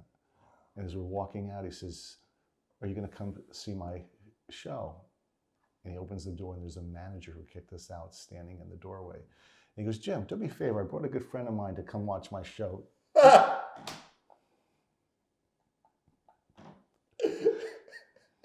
What did the manager say? Face was red as my shirt. Whew, stuck it to the man there. Good for you. And Mike, meanwhile, guy first row, Mike eventually opens the door, and I wave him in. We sit down, and Robin, it was a weeknight, there was nobody around. They practiced their shtick, on a small audience. And we got a performance from Robin Williams. And that, talk about gratitude and kindness, doing that, just by connecting with him. That connection. And I share that story with folks about connecting with people and validating them. I told them, I appreciate you. I appreciate your skill, something you've done. Not just, oh, you're a great performer. Which is, they're a great performer, but I value something. And when I share that story about how do we do that with folks? How do we connect with people? And I had breakfast this morning around the corner. I had a waiter, and we had a great conversation, and talked about his life a little bit. Where is he from? And he's from South America. And I said, I need a couple, what do you need? I said, I just need a toothpick. I need a cup of coffee, and then I'm good to go. And he goes, oh, toothpicks are over there. And I said, okay, fine. Well, of course he brought me a toothpick. He went out of his way to give me a toothpick, which I didn't, but because we connected, you follow me? We had this deeper layer conversation, the human conversation, just amazing things happen. I'm going sideways on you a little bit. I apologize. Maybe it's not where we're going. No, it's perfect. It's perfect. But you hit on something I do want to touch on stand-up comedians. So, with soccer teams practicing, are you practicing in front of the game? Before the game? What do you mean? No, like if a soccer team is practicing, you're not practicing in front of the audience that's going to eventually watch the game. Correct. You're practicing in practice. On your own, yeah. When a band is writing a new song or a new record, they're practicing in the practice room. Mm-hmm. Stand-up comedians practice on stage in front of an audience, whether it's a packed crowd or a small crowd. It is one of the most visceral ways of developing your skill and art and your act. And they do that not sometimes. They do that for it's like what they do. They're working out, right? And I have such admiration. I don't have first of all, I'm not that funny, but I don't have the guts to do that. The amount. And this is the thing, I've talked to a few stand-up comedians, and they can be quite humble. Oh, I'm too stupid to know about. They'll diminish it, but no, you believe in yourself. And even a bad stand-up comic believes in themselves enough to do that thing. Maybe they're not funny, but I admire their grit more than anything, because that is a self-belief that I want everyone to have. And their audience tells them whether or not their self-belief is warranted. Mm-hmm. They can port that self-belief into other things in their life as stand-up comedy doesn't work out, because when you believe in yourself, you can do things. But I also firmly believe it does not mean you feel good about yourself, and you could be deeply self-critical, depressed, have anxiety, all those things. You could think you're a total failure in life, but whatever it is, I'm going to bring it back to the beginning of our conversation, your passion. If you have your passion and you zone in on it, and you're that's it, you can believe in yourself to take those risks, to be in that space. And I think self-belief is more common, but liking yourself or feeling good about yourself is uncommon. And I think that combination of those two, what a gift it would be for the world if we could get both of those in there. Plus also like good moral fiber. So let's add that into that. I'm totally down. And I'm, as you're talking, my wheels are turning. Is how can the universe be intentional in helping comedians in this journey, which is what we're talking about, because that's the piece that they need help with. Selflessness is another part of it. You know, gratitude is a part that makes you happy. I used to have a colleague that said that it's almost impossible to be sad and grateful at the same time. Like when you're grateful, you know, you're happy, and dopamine, you know, you start feeling good about yourself. Also selflessness. When you do things altruistically for others, we become happier. Totally. Like, for sure. So these are specific ways and skills of helping folks in that journey. That was part of my journey. When I lived in Brooklyn, I lived it 3 years after, eventually through my journey of realizing that I could buy myself something besides macaroni and cheese for lunch the next month, and I could pay my bills. Eventually I moved to Brooklyn. My youngest daughter went to college, so I didn't need to be 10 minutes away from home where I could see her on a regular basis. So I lived in Brooklyn, Smith Street, not too far from here, right, busy street, brownstone, 4th floor. And I remember I come in, I don't know anybody in the building, right? There's no elevator, top floor. Open the door first day, and you know, brownstones, well, this is a brownstone right here, duh, right? Door opens, there's 2 doors just like this. And then there's mail, right? There's like 8 mailboxes, and it was 1st floor, long hallway, no apartments, 2nd, 3rd, and 4th, okay? And I was the top floor. So I open it, no mail for me, I just arrived. I go down the hall and I see all these packages. I pick up one of the package, I go up, it's 3A, I'm at 4A, I drop it off and I go up to 4A. Now I don't know anybody in the apartment, I just know people in 4B, husband, wife, 4-year-old child, and an infant. First of all, why did I pick up the package and drop it off? All right, why did I do that? Because you're a genuinely helpful person. Thank you. Yes, yeah. Thank you, I am. But actually why I did it, because I could. Because I have 2 hands. I had no packages with me. I didn't have any soccer balls or things I had to bring upstairs. And I can do that. I can pick up the package and someone else comes in, maybe they have groceries, maybe they have, you know, and I'm able to do that, right? It's a simple act. That's why I did it. Go recruiting, come back 2 months later from a recruiting trip. There's a package outside my door. Cool as that. Again, I don't know anyone in the building. It's not like, I did this, look everyone, you tracking? Yeah. Like, that's pretty cool. 6 months later, maybe 7 months later, I come open the door now. You know, I got my mail, open my mail, little mail, open the 2nd door, look down the hall. There's the dad walking up the stairs, holding the infant, 4-year-old daughter behind him, and walking, she goes, Daddy, she pulls, she goes, wait. I want to pick up a package today, and I want to drop it off in front of someone's door. I'm like, wow, how cool is that? A 4-year-old girl learned that helping others is a good feeling. Now, that was never my goal, my friend. It was never my goal to, hey, what a good guy I am, dropping off packages. It was never, my goal was I could just do that. So we have those opportunities every single day and moment. When we do these things, people copy and see what we do as leaders, as mentors, as parents, as CEOs, as coaches. So that's a part of our journey in terms of being aware of your actions, how they have that ripple effect on others. It is. So, you know, we're kind of coming towards the close of our conversation. I love how it's kind of circling back. So let me talk. I will share something with you, if you don't mind, about what I think about being a leader. Leaders can be in like all genres, like all different places. Community leaders, soccer coach, corporate leader, someone who leads just some recycling thing in the neighborhood. Leaders can be all sorts of people. You step into that role and you have taken on an experience that you are not anticipating in many ways, because you are exposed to the best and worst of people. In many ways, you're exposed to the best and worst of yourself as well. And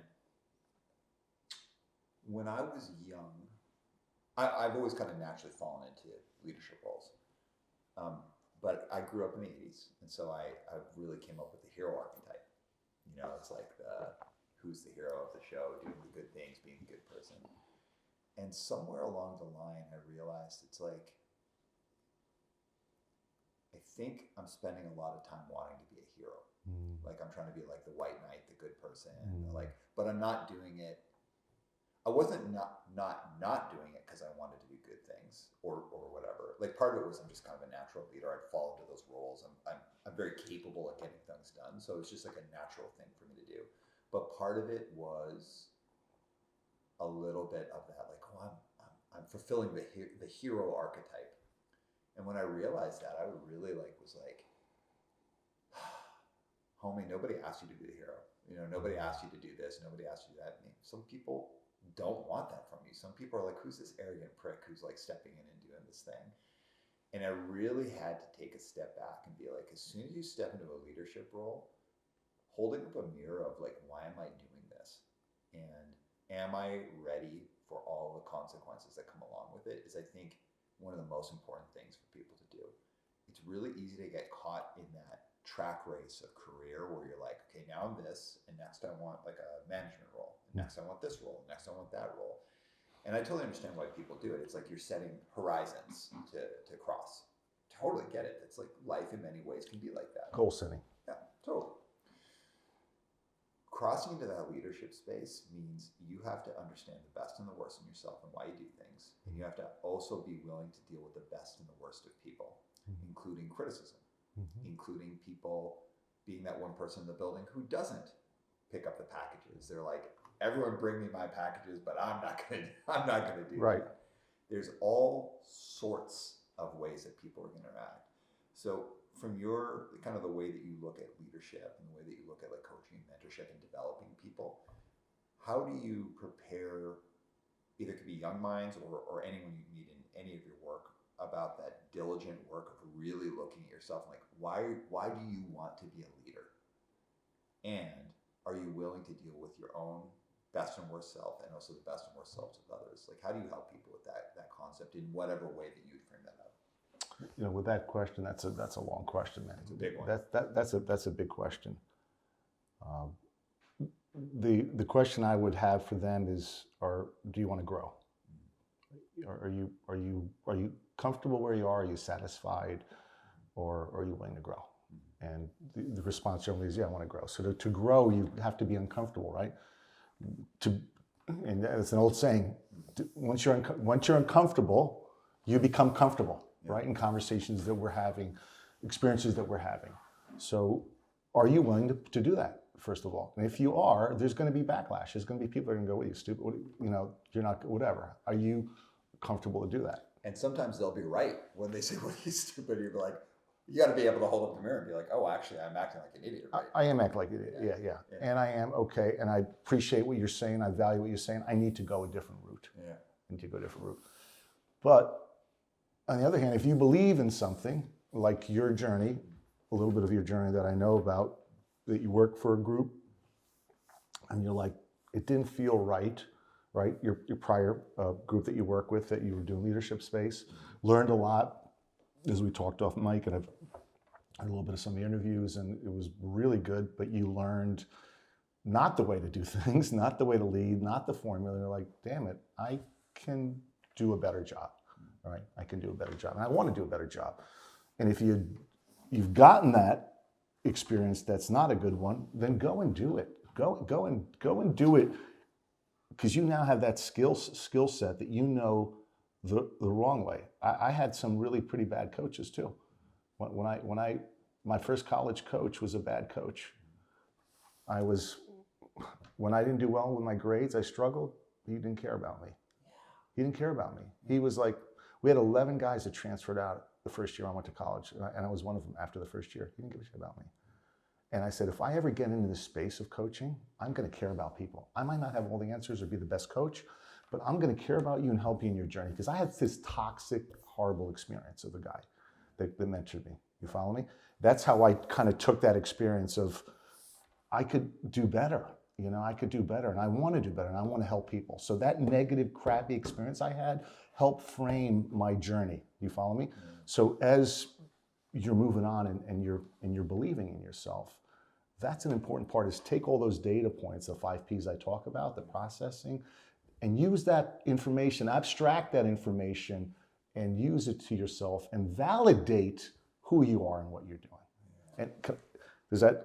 Perfect answer, man. Like, I think the simplest way to say it is like, hey, you want to be a leader?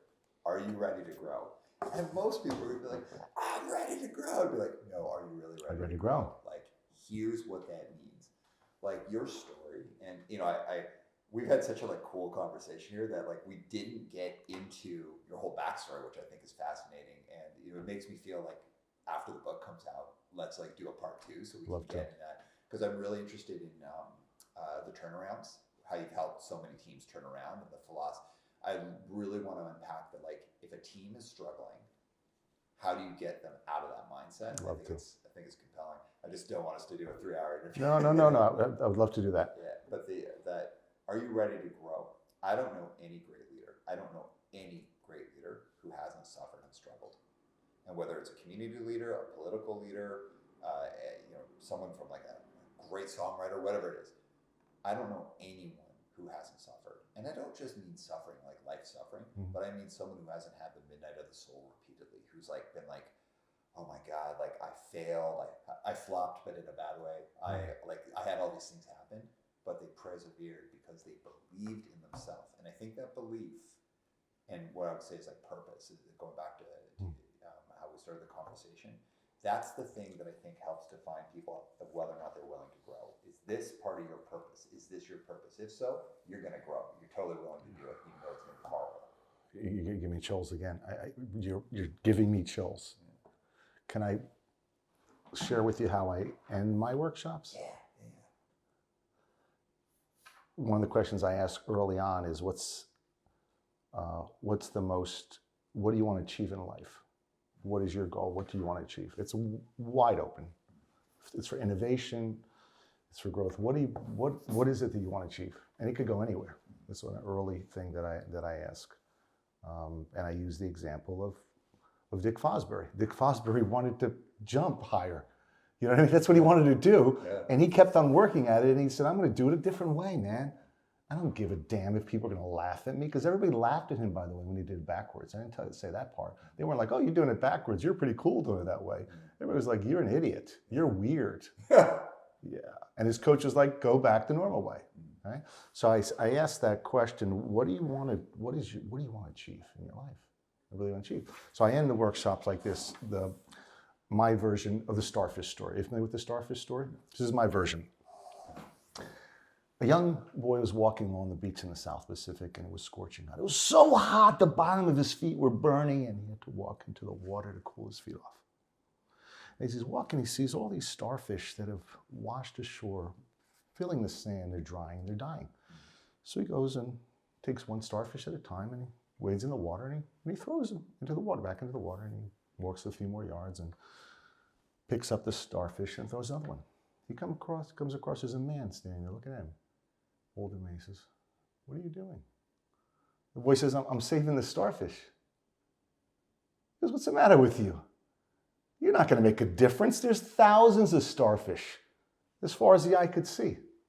With that, the boy goes onto the beach and picks up the biggest starfish he could find. And he wades into the water up to his waist, and he leans back, and with all his might, he tosses it as far as he could see and watches as it dips into the ocean. And then he turns and says, I just made a difference with that one. With that one. If anybody ever doubts your goal in life, your journey, remember, you're the person in the starfish story. I love it. All right. We're going to close off with 3 questions. They're going to get increasingly difficult. Are you ready?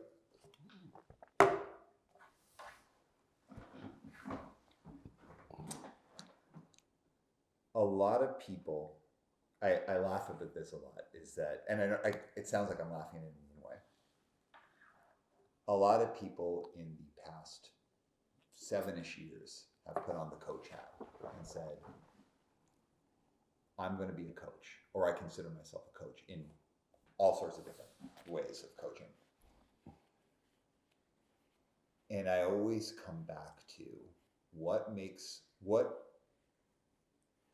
tells someone that they should do this, that they have something of value to bring to the table. If someone wants to call themselves a coach, awesome, go for it. The results will prove themselves. I'm totally fine with that.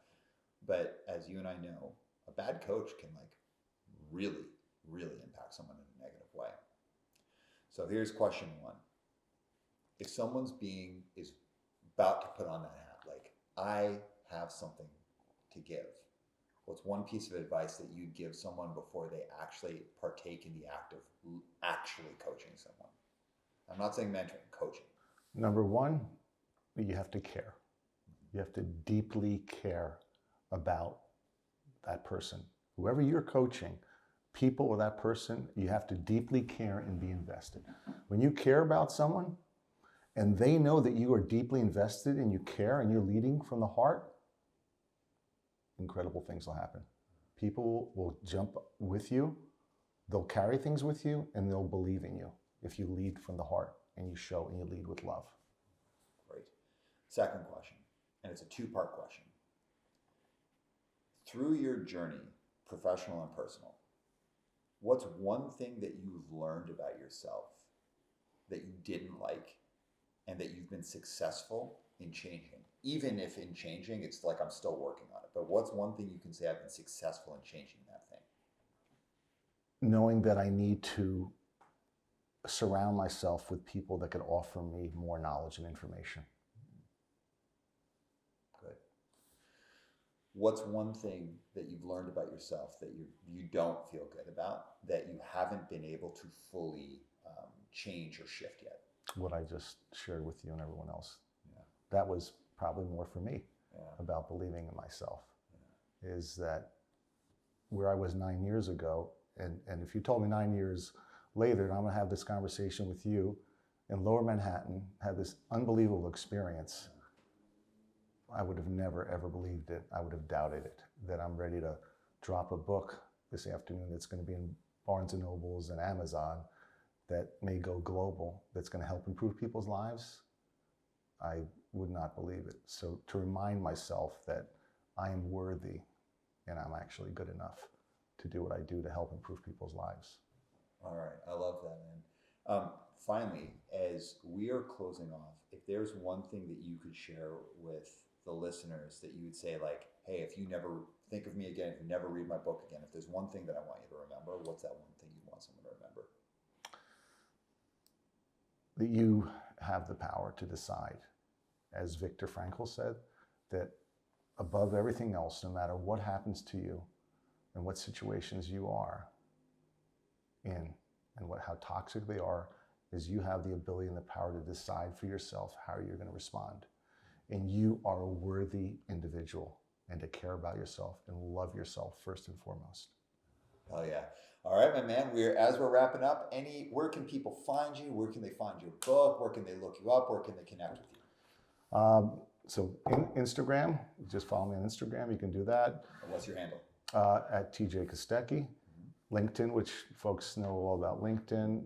Facebook's kind of a little dinosaur, but if somebody wants to do that, I don't do Twitter, so I'm not a Twitter guy.